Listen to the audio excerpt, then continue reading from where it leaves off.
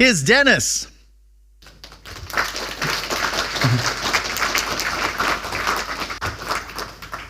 Hey, it's working. Hello, everyone. As you all probably know, D has a garbage collector. And garbage collection is a system where memory is automatically managed by occasionally pausing all the threads, scanning for memory still in use, and freeing the rest. Asterisk, this is not a good general definition. We'll improve it later. But the GC does simplify a lot of language features and the standard library. For example, this function, environment.get, it returns a string. You can assign it to a global, print it, whatever. You don't have to worry about freeing it. And that makes it really easy to use compared to the underlying Windows API, which looks like this. Ugh. This is a common pattern in C libraries, which don't want to depend on a specific allocator. You first query the length, then you allocate the buffer yourself, and then you pass a pointer to that buffer so it can write it there, and then you get the result, and it returns the length, which is usually the same as the first, but it actually might have changed between the two calls, because a different thread might have expanded the variable. So what Phobos does is it calls it in a loop until it has enough. Like, what a headache. So, in conclusion, good thing D has a garbage collector. The end. Except, I know there are some people out there who don't actually like the GC that much. Some call it GC phobia, but you know the truth. 1 megabyte is a ridiculous base size for an executable, and those small allocations are fragmenting the heap. And those pause times, which you measured, obviously, are way too large for the real-time application you're making. I hear you. I might even be one of you. So I tried various no-GC approaches, so you don't have to. Now, these often result in more awkward code, like the example we just saw. So this talk could have been about the pros and cons of each one, but I actually had an epiphany recently and found a safe no-GC allocation scheme that only requires writing 80 lines of code. Now, this allocator is built on top of malloc and free. I do risk ending up on the TQDC subreddit with thinking quickly. Dennis constructs a homemade allocator using only some structs, some pointers, and an allocator. But the point is not that this is a new implementation of malloc. It's just a safe and easy interface to dynamic memory allocation for those cases where you want to avoid the GC. Now, normally in such a talk, I would go through the whole journey building up to the grand conclusion of the 80 lines. But I want to try the bluff approach a bit more. It has an acronym, so it's legit. So I'm just going to spill the beans right away. This is what it looks like. If you need to avoid the GC, you replace the new operator with a call to this custom template function, alloc.array, with the element as a template parameter. The allocator is passed as a parameter in the function with the default GC. So if you want, you can still use it exactly the same as the GC API. But if you want to go no GC, you declare an arena variable, which is just an object that allows multiple allocations, and at the end frees out everything at once in one go in a destructor. And then you pass that to the functions that need to allocate, and then you can return allocated memory. And with the return scope, it will, in that case, enable scope tracking to prevent you from leaking it outside the arena. If you're still confused or not convinced, don't worry, there's still a lot in the rest of the talk. But before we continue, let me introduce myself a bit more. So I'm a computer science master's. I graduated a few years ago at the Delft University of Technology. For 2.5 years now, I've been a part-time issue manager for the D Language Foundation. And for half a year now, I work at SARK, a Dutch maritime software company. Last year, Bastiaan invited me to stop by the company, see if I'd like to work there, and here I am now, working at SARK. And I also gave a talk, Stack Memory is Awesome, that year, which this talk could be seen as a bit of a continuation of, because I'm solving some problems that I had. So coming up in this talk, it's first a bit about GC avoidance, because I feel sometimes people are avoiding the GC with the wrong intentions, so they don't actually end up solving or avoiding any actual problems that the GC would cause. I'll talk a bit about simplicity, because it shapes my design and my reasons to avoid the GC sometimes. I'll go over 6 suboptimal no-GC approaches, and then the 80-line solution that crushes all of them, in my opinion.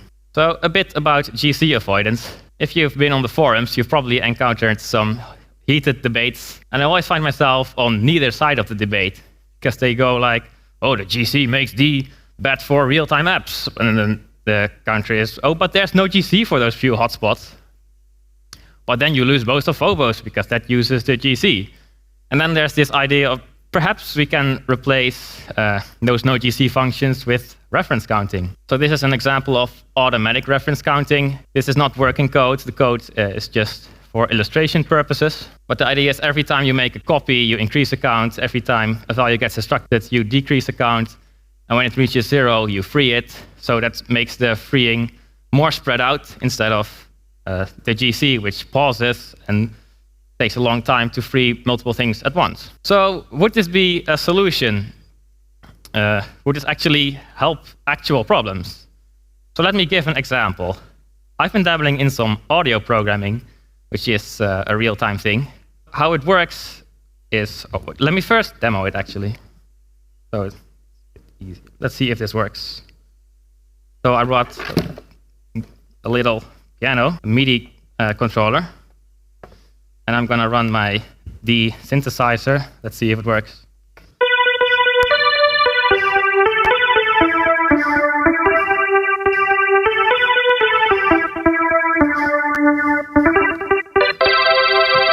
So, thank you. You can come to my concert. No. So how that works is when you're targeting a sample rate of 48 kilohertz and a 10 millisecond latency, that means that the audio driver is going to call an audio callback every 10 milliseconds with a buffer, and your job is to fill that buffer with the audio waveform before the next 10 milliseconds. So the fear is that you're happily filling your buffer, it's going smoothly, and it looks like you're going to make the deadline, but then the garbage collector comes. By the way, has anyone seen garbage trucks driving around in London with my name on it? What does that mean? But anyway, does it cause you to miss a deadline? Because maybe the garbage collector paused the thread for more than 10 milliseconds, and then the audio crackles, and your customers leave, and you're like, I shouldn't have used D for this. Well, no, because you can detach threads, and in most audio libraries, the audio thread calling your library is already not known by the runtime, so it won't be paused.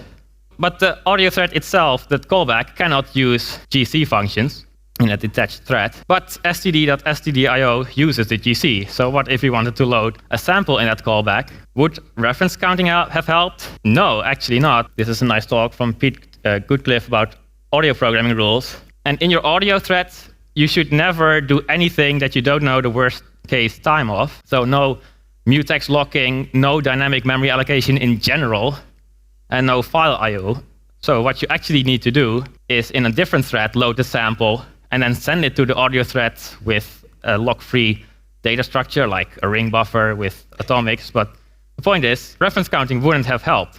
So there's this project here. The goal here is to chart the no-GC usage in Phobos, which isn't a bad idea per se, but I am afraid that this might encourage people to just blindly make Phobos no-GC without any actual goal. While what actually would have helped make D more viable for audio programming is good audio libraries like Guillaume's dplug, because that provides actual no-GC things tailor-made for audio. So now I want to talk a bit about simplicity, and before we'll go talk about memory allocation again, I'll go on a quick tangent about randomness. In the 1960s, when you wanted to generate a random number, chances are you were using a simple linear congruential generator, which has this mathematical form. You take a number, multiply it with a big constant, which generates a next number which looks random. But one particularly bad implementation of this was the randu function, which chose really poor constants, and it gave a really predictable random sequence. And Donald Knuth has called this particular implementation truly horrible. The year was 1997, 1 year after the movie Twister descended from the clouds. The Merson Twister. This is a random number generator which shuffles all the integers really good and spreads them over 624 buckets and hands them out one by one. And it has a period length compared to which, like, the number of atoms in the universe pales in comparison to the period length of this thing. Very impressive stuff. And it rectifies flaws of older PRNGs at the cost of some complexity. Became used by Excel, MATLAB, GNU Octave, and Phobos as well as the standard algorithm. But it failed some more modern statistical tests, like the Big Crush benchmark from the TestU01 suite. So in 2014, Melissa O'Neill created a new family of random number generator functions, the PCG random, which passes the test suite. So you might think, oh, it must be more complex than the twister. But nope, it's just another LCG again, but with good constants and one tweak, where instead of outputting the result directly, imagine those 64 bits were the result of the multiplication and addition, you take the most significant bits, rotate the other bits by that amount, and that permutation gets rid of a lot of the linearity. And there's one more extra shift in this implementation, but that's basically it. This is all you need for a good random number generator. And at first, I was afraid to use this function instead of the tried and true twister. Like, how could this puny piece of code ever be as good as the mighty twister with all its beautiful math and Mersenne primes? It turns out sometimes you don't need a complex solution, and there was a simple solution all along. You just have to find it. This is a nice quote from Walter. Anybody can come up with a complex solution. A simple one takes genius. You know it's genius when others say, anyone could have done that, except nobody did. How do I evaluate reference counting through this lens? It's truly horrible, to quote Donald Knuth, except he didn't say it in this context. I said it. So let's give an actual quote from Matthias Beer, author of the NEAT compiler, in his DConf presentation last year about which features D should copy from NEAT. Oh yeah, D should copy reference counting is what I would say if it was insane. Reference counting was a horrible mistake. Walter is 100% right about garbage collection.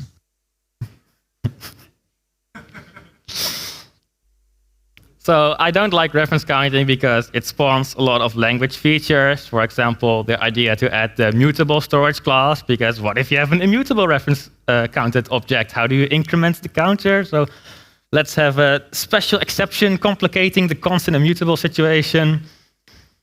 Or extra lifetime checking, which is supposed to enable safe borrows of reference counted payloads to parameters, but there's cases where it still doesn't work and it just adds a bunch of false positives. And it also complicates the types, because instead of just using a string, you're now dealing with a ref-counted string, which might not be compatible with another ref-counted string, which is tied to another allocation implementation, which reminds me of a certain other language, which shall not be named, which has two types, str and string, which tends to confuse beginners.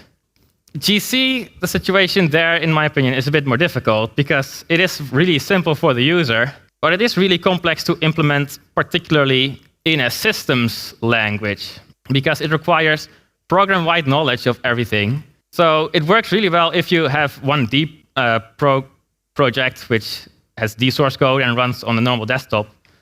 But because of limited type info, it still has to guess sometimes when scanning the stack, is something a pointer or not? It doesn't have all the type info on the stack, so it just assumes things are pointers, which can result in issues with false pointers, where it thinks an integer is a pointer and it keeps a block alive, which could have been freed otherwise. But also this knowledge about where is the stack, where is the data segments in the program, that's all platform-specific, low-level knowledge. There's currently no implementation of the GC for WebAssembly yet, and that's a target I'm very interested in. That's often at the root of my GC avoidance. Sometimes I target esoteric platforms, like you might have even seen my Nintendo 64 emulator code injection indeed that I did 2 years ago. And implementing a new garbage collector for those targets is quite hard, so that's why I started exploring alternatives. So these are 6 suboptimal at no GC solutions, not necessarily failures, but things I wasn't always happy with. The first one is manually freeing, which is a simple idea where you return a value and ask the caller to take care of freeing it. But you do have to make sure that the caller doesn't forget it. Does anyone see a problem with this code? Can someone shout? Does anyone see it? Exceptions, exactly. Luckily, D has a scope exit block, which can be used to reliably call free. You have to be careful that you're pairing the right malloc with free functions, because C libraries tend to have their own typed opaque allocation and free functions. Recently, I did some COM programming with iTypeInfo and iMoniker. And there you had, as members of TypeInfo, getFunkDesc, which then had to be released with releaseFunkDesc, getFarDesc, released with releaseFarDesc, getNames, which was released with just free string, because it's just a string, and so there's a common string free function, and getDisplayName then had CodeDesc memfree, which is a utility function, because what the documentation suggests you do is use the imalloc free function, which you have to retrieve first. So you get the allocator with co-getMalloc, then you free the string, and then you free the thing with which you free the thing. It is a simple idea if you don't go nuts, like that example, but it is still risky because of memory leaks and double frees. Now, D does have an experimental function annotation that enables prototype borrow checker functions, which does protect you from some double frees, but it doesn't distinguish GC and malloc pointers by design. This has been requested, but that would complicate the pointer type system. So as a consequence, it means that there's one class of error that it doesn't check. So here's an example where it doesn't complain because you malloc and free a pointer. But if you GC allocate a pointer and free it, that's also good because it doesn't distinguish. So that's something you need to be watchful of. But even if you did catch that, for me, the most annoying part about manual allocation is just cluttering your code with all those calls to free. So another alternative is just don't allocate. This is an old example. I've used it before, but it is effective. When you split a string, often you don't need to create an array with all the split up elements because you're just going to iterate over it once, so you can use the lazy splitter instead of split. And this works for simple algorithms like join and split. But for more complex algorithms, I found that it's really hard to write. So this is a comparison of an integer factorization routine that I first wrote as a lazy range in 80 lines. It was really hard to write and to debug. First, I was proud of it, but looking back at it, you're like, why is it so complex? So when I rewrote it as a function that simply puts them in an allocated array and returns the array instead of lazily serve them through a range interface, it was a lot shorter.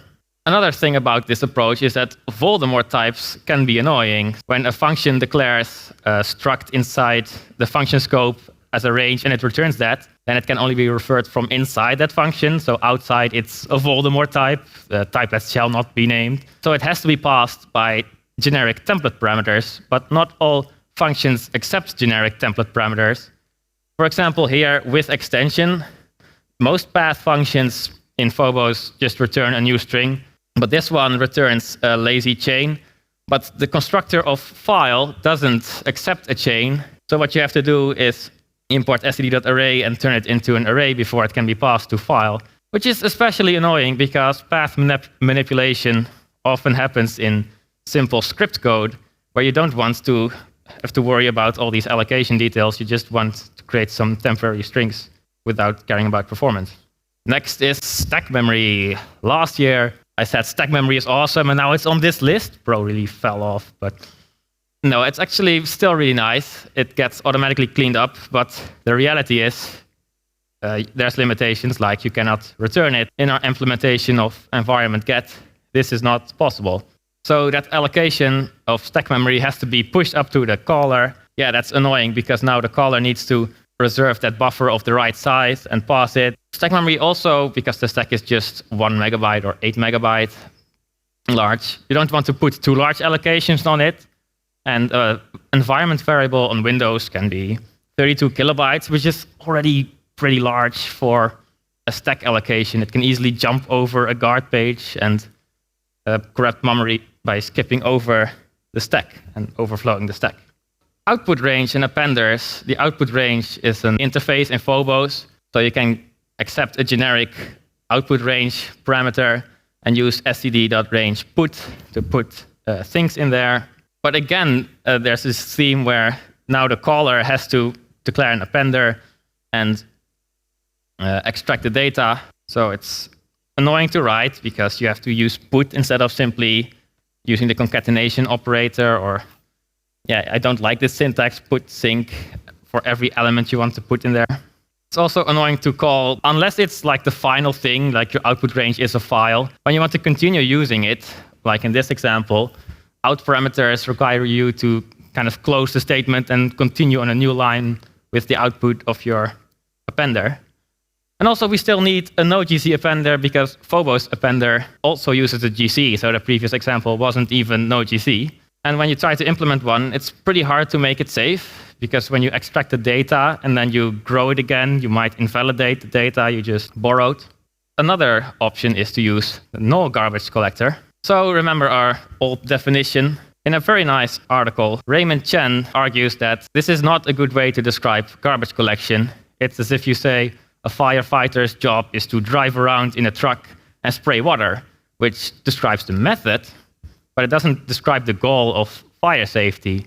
And in this case, the goal of garbage collection is actually to just simulate having infinite memory, to pretend you don't have the free. And one implementation of this is to just never deallocate anything, which works if you have enough RAM for the duration of your program. So there's an amusing story that Raymond shared from Kent Mitchell, who in the 90s was working for a client making onboard missile software. And he noticed, "You're leaking memory like crazy. What's going on?" And he was surprised when the chief software engineer said, "Oh, no, that's exactly as intended. We just calculated how much it leaks during the flight path and ensure there's enough RAM on board to last that long. And then the missile explodes, so there's no computer left, there's no problem anymore." Now, that's an extreme example, but there's other cases where this can apply.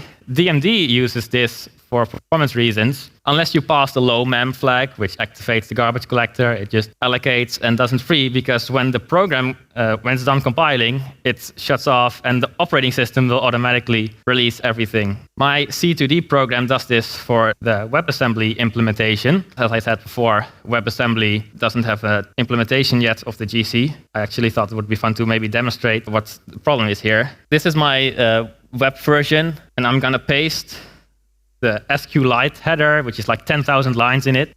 And then I'm going to do that again. And it's translating it on the right. And then again. And at some point, it's like, it's out of memory. This is not the best error message, but this is something I really need to fix. Yeah, there's an out-of-memory risk. You might regret this decision once you actually find maybe you want to use the compiler as a daemon or as a library, or maybe it uses lots of memory when compiling a large program, and it would be actually nice if it could reclaim some of it so it can compile larger programs in one go.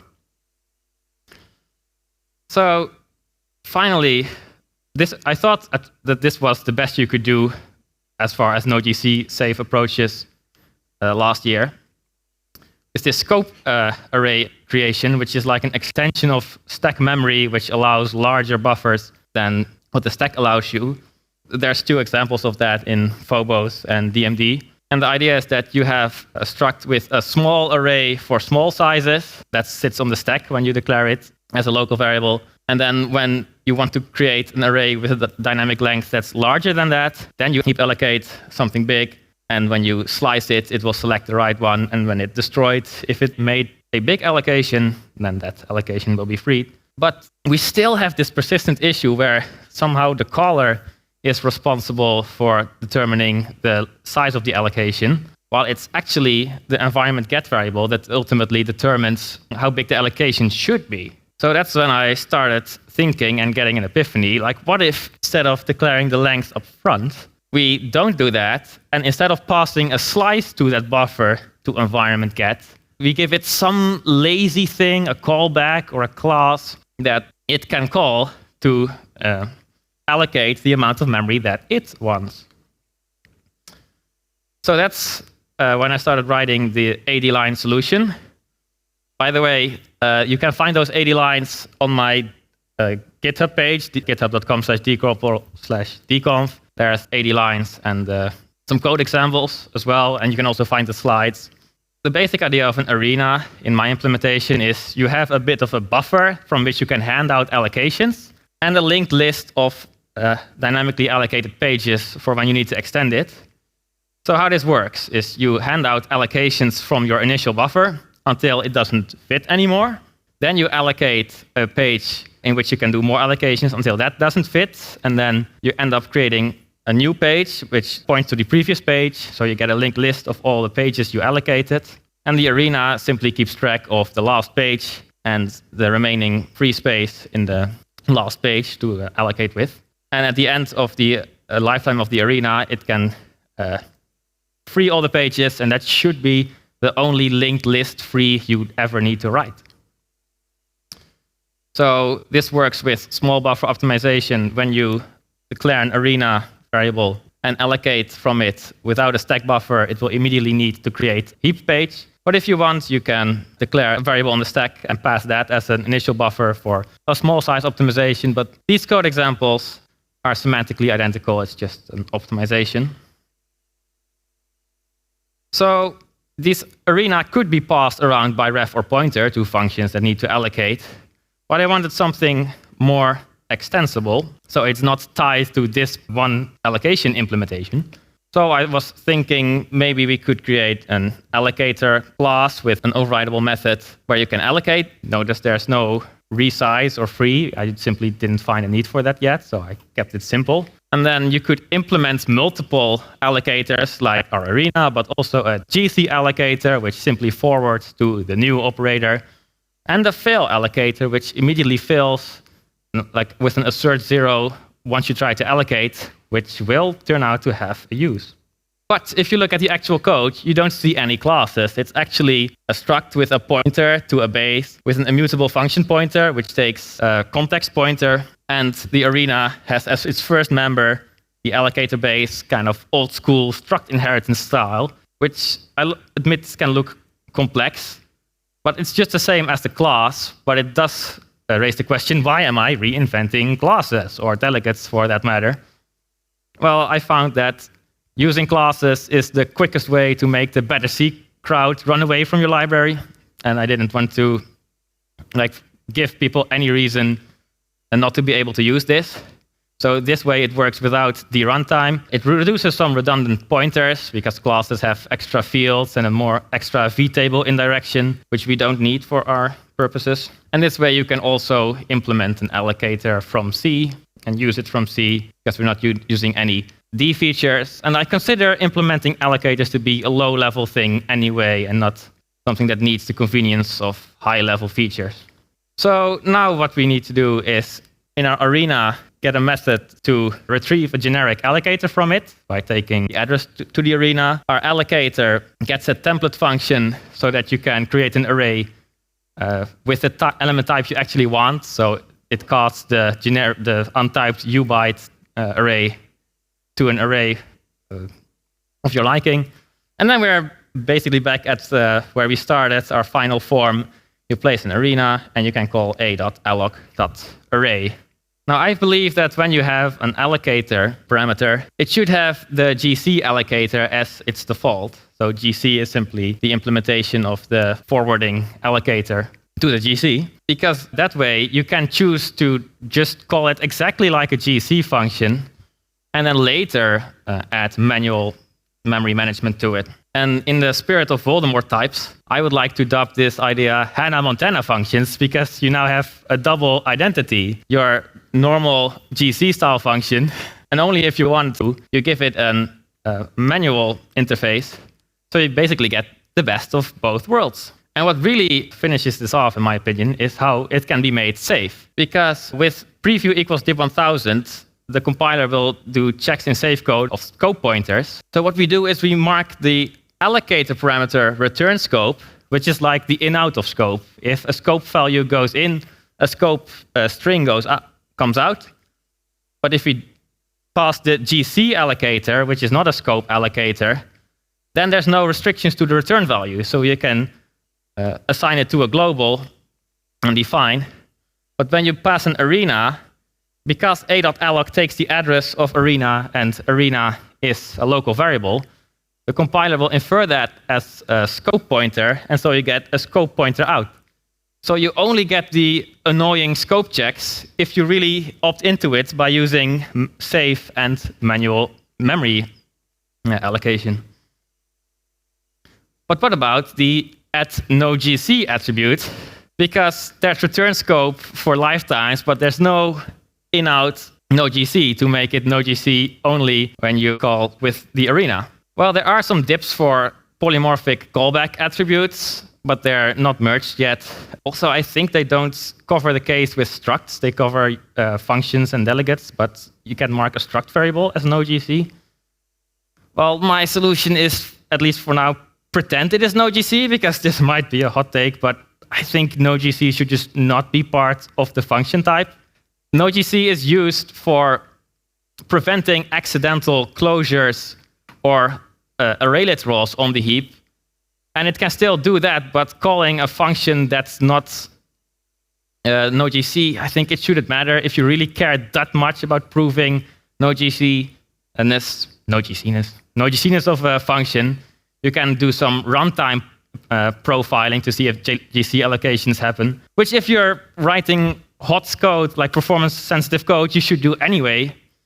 So that's my simple solution to this conundrum, but yeah, opinions are probably going to differ here. So yeah, I thought it should be a linting tool instead. Now, the allocator doesn't have to be passed as a parameter. It can also be stored inside an input range, so it can allocate in its front method or in an array. And this way you can add operator overload to that array, so you can just use it like a GC array with manual memory management. But what about the invalidation problem, which I talked about last year? This is an example with automem.vector, and was an open issue there, where if you take a slice to that vector and then grow it, then the old slice will become a dangling pointer. And I was like, how do we prevent, can we maybe add a language feature to invalidate the old, but the low brain solution is just don't free when growing the array. Like when we extract the allocation with an arena outside the vector, and the vector is just a plain old data type, the old slice will still be valid. But you might think that gives some overhead. We don't free the old thing, so we're keeping around redundant memory. There are solutions around that if that's really important. For example, with memory mapping, which I won't go in depth about, you can use that instead of a linked list and expand an arena without reallocating or invalidating the old memory. But it does make it more complex because this is an OS feature. And for my simple 80-line solution, I didn't have any budget to add that complexity anymore. I committed to that title some months ago. So yeah.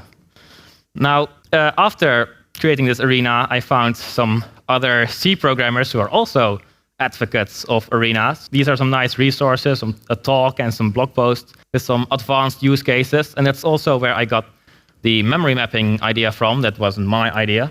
So do check those out. After implementing this, I ended up deleting tons of destructors and free calls from my code and removing bad trusted annotations. So it was a huge success for me.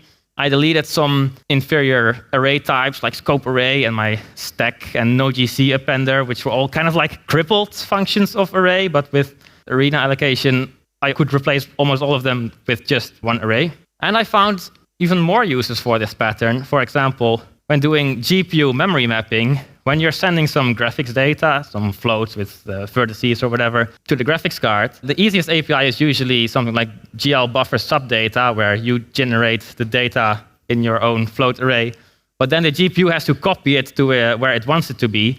So as a faster alternative, they often provide a memory mapping solution where it gives you already a pointer where it wants the data to end up, and you write directly to that. And then you unmap it. You do have to be careful that you're not writing to it anymore after you unmap it. So in a sense, map is like alloc, and unmap is like free. And we can apply our same pattern by having a mapper, which is like an arena, but for mapping and unmapping GPU memory, taking a slice of that, which will be inferred scope, and then create an array with that buffer. And here it comes, the fail allocator, because we don't have a way to resize the GPU memory. And use just our array interface, pretend it's like just a normal GC slice. Our code actually does the writing of the generating of the graphics data, doesn't have to care about whether it's using memory mapping or the old copying method. And that can be completely made safe, so all the dangerous system graphics calls can be minimized to small sections. You still have to pass these allocators, which can be annoying. It uglifies the signatures in the documentation of your functions. There are some languages out there which have a function of implicit context parameters, which get automatically passed to functions and automatically pushed and popped when you modify them in a scope. This is an example of Odin. This is what their context struct looks like translated today. You see there's an allocator in there, and even a random generator, some other useful things like assertion failure. So that's not a feature in D, but you could try to emulate it maybe with thread local variables if you really want to reduce clutter. But I believe when you want manual memory allocation, you shouldn't try to hide it like it's GC, just use GC. So wrapping up, I do want to stress, I do not want everyone to be scared of the GC and use manual allocation, especially if you're writing in a new problem domain. Just write code as if you have infinite memory, whether it's null GC or actual GC. Optimization for a known future is okay, of course. If you know this domain well and you're going to need this optimized allocator, then do that. If you need to avoid a GC and actually intentionally need to avoid it, not just because you think add no GC is a magic sauce that makes your code faster and your programming skills more impressive or something, then you can replace the new operator with arena allocation, incrementally place arena and allocator variables where needed, and you can use preview equals dip1000 to make it safe with scope pointers, or that part has to be system or trusted, where there won't be scope checks, and you're doing simple manual memory management with arenas, but not verifiably safe. So takeaways, look for simple solutions. Yeah, sometimes you need a complex solution, but if you can, it's a boon. Calling free manually is not safe, but big end of scope cleanup can be made safe and low risk and convenient. So I really recommend trying to use that pattern. And you can give it a try. This link is simply my GitHub link, and there you can find more about it. And that is slide 79, so thank you. In the context thing, you mentioned Jai and Odin. Couldn't you abuse the with in D to kind of get that, with context? I mean, inside the function, you can prevent writing context dot, but in the parameter list, you cannot say, I want this parameter to be implicitly passed to every function. Right, but you could write another struct that could kind of forward or something like that, right, with the with? Yeah, but you still have to pass the context in your code, which is not that bad in my opinion, but if you really want the perfect GC kind of style code, right, it is slightly worse. And the automem issue, I fixed that by making slicing system, but not freeing as an interesting solution I had not considered. And maybe that could be a policy template parameter or something like that. Just don't free it. And the last thing I wanted to mention is when you mentioned stack memory and you said you couldn't return it, and then you showed some ways to get around it. One is missing, which is to pass in a lambda that takes the stack array as a parameter. Yeah. So I was like, what are you going to do with it next anyway? Just tell me and I'll do it for you. I think this is great stuff, but I just wish it worked safely with nested containers. Yeah, I had a whole slide of like dip1000 issues, but I didn't have to cut it because I'm already at 45 minutes. And yeah, I do want to say, I did try rewriting C2D to just as an experiment. It doesn't really need it, but I tried to use this scheme. And I found, indeed, if I have a hash map with a symbol table, and I cannot arena allocate the strings as the key and the value strings because those have one more indirection, and currently scope is like only applies to the first pointer indirection. You can kind of cheat that with some wrapper types where you pretend with the return annotation that it's taking the address when it's actually the referencing, but yeah, we really should have a proper solution for that. We do have a question from the Structurinator17 on YouTube. His big concern with this is GC related. What if you arena allocate a pointer? It likely won't be GC scanned. Yes, that's another issue. That's like my number one memory corruption issue is for me forgetting to call gc.addRoot to a manually managed array. And then if you put a GC allocated array in that manually managed array, then the GC won't see it, and sometimes it frees it prematurely, and you get use after free bug. So my current arena implementation just does GC add root for any non-pointer or pointer element types.